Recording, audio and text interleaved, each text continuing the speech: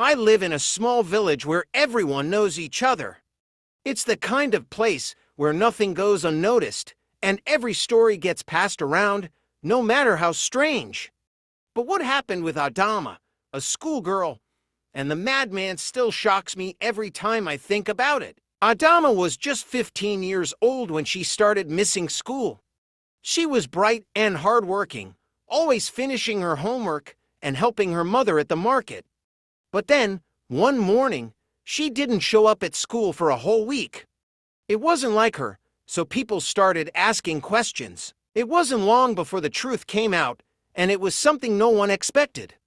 Adama was pregnant, but the father was someone no one would have thought, the madman who wandered around the village, talking to himself and shouting strange things. His name was Olamide, but everyone just called him the madman.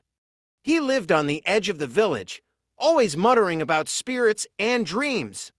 He was harmless, or so we thought, but one day, Adama was seen talking to him by the old tree near the river. It was strange because she had always been so shy, but no one thought much of it at the time. A month later, people started noticing that Adama was looking different.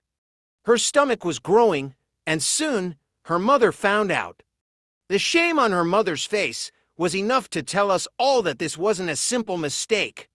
She sat Adama down, and that's when the whole story came out. Adama had gone to the madman because she was curious about his strange words.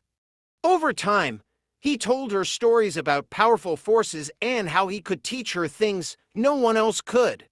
One day, they were alone near the river when things went too far, and Adama found herself in a situation she couldn't handle.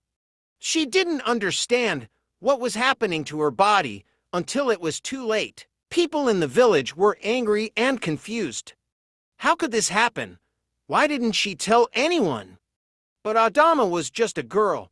She had no idea how to talk about what happened. All she knew was that she was now carrying something that would change her life forever. In the end, the village helped her. They didn't shun her or blame her fully.